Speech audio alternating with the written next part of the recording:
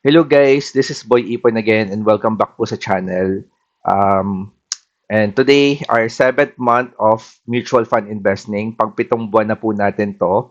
I recently added 6,000 pesos again dito po sa ating cash. Yan, meron tayong available cash na 6,000 pesos. So, ibibili po natin ulit yan, no? Pandagdag lang po doon sa ating mga mutual funds na binili. So, sa mga hindi pa po nakakapanood ng vlog, and I assume not everyone, uh, yung, yung mga funds na binibili po natin for mutual funds is projected dito po sa screen natin. And most of these funds are dividend-paying funds. So, except lang po si Manulife Dragon Growth. No? So, ito po yung hindi siya dividend fund, no? Si Manulife Dragon Growth. Pero lahat po ng binibili nating fund dito is yung 1, 2, 3, 4. Ito, 1, 2, 3, 4. Si ALFM, si ATRAM, si Manulife Global Multi-Asset, si Manulife Global REIT Feeder Fund are dividend-paying funds. So, currently, medyo maganda yung performance ng mga mutual funds natin. Nakikita nyo naman, green sila lahat. So, yeah, and then as monthly na pagdadagdag, no, pakita ko lang sa inyo kung paano ko siya dinadagdagan. So, bigyan ko lang kayo ng update doon sa portfolio value natin. Ngayon po is around 96,980.90 na po yung portfolio value natin, no? Yung cash in natin dito is around 93,325 pesos. So, medyo malapit na tayo mag 100K. At medyo lumalaki na rin po yung dividends natin. Tapos yung dividend na nakuha natin this month is around 263.92 pesos po yung nadagdag na dividend. So medyo lumalaki na rin po yung dividend natin. And magdadagdag pa po tayo na ngayon at sigurado next month, madadagdagan din po yung dividend natin. So ngayon magdadagdag na po tayo. So 6,263.92. Lalagay po natin yung tigwa 1K muna, no? 1K muna yung ano. Ay, hindi.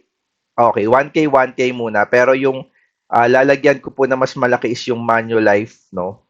Itong Manulife, Manulife Global Multi-Asset.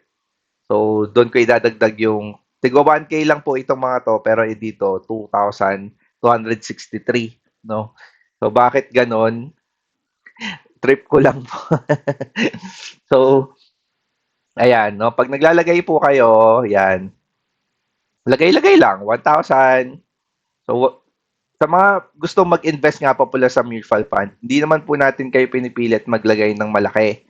So, ang minimum talaga is pa isa-isang libo na sinasabi ko is pagka ginamit nyo po sa Investa Fund, kahit mga pa isa-isang libo lang po, mas okay na po yun. Ano? So, kung nahihirapan kayong mag-ipon, this is one of the best way. Kasi si mutual fund po, hindi nyo siya kailangan masyadong i-monitor. Hindi po siya katulad ng stock market na kailangan niyo po siyang i-monitor every every now and then kasi baka bumaba, baka tumaas, no? So dito po wala pong ganong masyadong hirap. So ayan, dinadagdagan ko lang po, no? Ito manual growth, 1,000. So yan. Mostly guys, nung mga fund na to, minimum niyan 1,000 yung pagbili or 500 pesos. So that's the reason why I suggest you add 1,000 pesos every month. So, yung 1,000 pesos every month po, i-divide nyo yan by 30. Magkano po yan per day? That's, that's 33 pesos po per day, ano? So, di na po yun masama. Kasi, syempre, kailangan nyo rin naman mag-ipon para sa sarili nyo, no? I-treat nyo yung sarili nyo ng pag-iipon. So, yan, malapit na tayo matapos, no? Dagdag lang ng dagdag. So, ngayon, nakakapitong buwan na tayo. Nag-start tayo nung December. So ayan, no, yung butal na 2,263.92, dito ko po siya ilalagay sa isang kay stock, no. Kasi dapat usually 5,000 lang po yung kada buwan eh. Kaso nga lang naglagay po tayo ng 6,000. So ang mangyayari niyan, may mas lalaki, no. So dito ko ilalagay kasi kutob lang. May kutob lang, no, kutob lang. So, dito ko ilalagay yung 2,000 na dinagdag natin plus yung dividend, yung 263.92. So, 2,263.92 to ang lalabas. Ayan. Enter nyo lang yung PIN and then that's it, no? So sa mga nagtataka, ano ba yung sinasabi kong dividend? Kasi may mga nagtatanong lalo na yung pinsan ko, anong dividend? Paano ka ba nakakatanggap ng kita diyan? So usually guys, every month makaka-receive ka ng dividend. So pakita ko lang sa inyo 'to. So ito na yung ano, ito yung in. So, at 82, 42, 80, ito po yung makikita nyo, like cash dividend, cash dividend, cash dividend. Monthly po kayo magkakaroon ng dividends pag dito kayo bumili, no? Sa mga ano na yan, sa mga mutual fund na yan. So, every month, around 22 ng buwan, 21 to 23 ng buwan, nadadagdagan yung account natin. And yung huling nadagdag is around 263.92 yung kabuuan ng apat na dividends na na-receive natin. So, mapapansin nyo yan dito sa portfolio nyo. Mayroon ditong cash dividends, 611.60. So, yan na yung total na na-receive ko.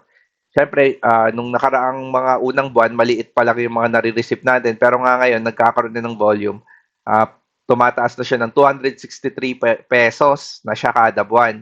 So, expect natin na malapit na nating mahit yung 300, no? Hanggang mahit natin yung mas lumaki pa siya ng lumaki habang nagdadagdag tayo. So, yun nga, no? 7 buwan na tayo and patuloy lang tayong magdadagdag, no? Patuloy ko kayong i-update regarding dito sa account na to and for sure na lalaki pa to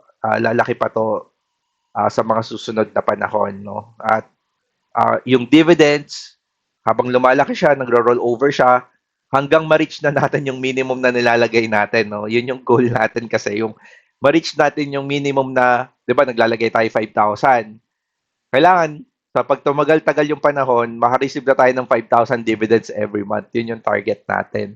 So ngayon, 263 pa lang siya. Pero yun nga, awa ng Diyos, lalaki po yan.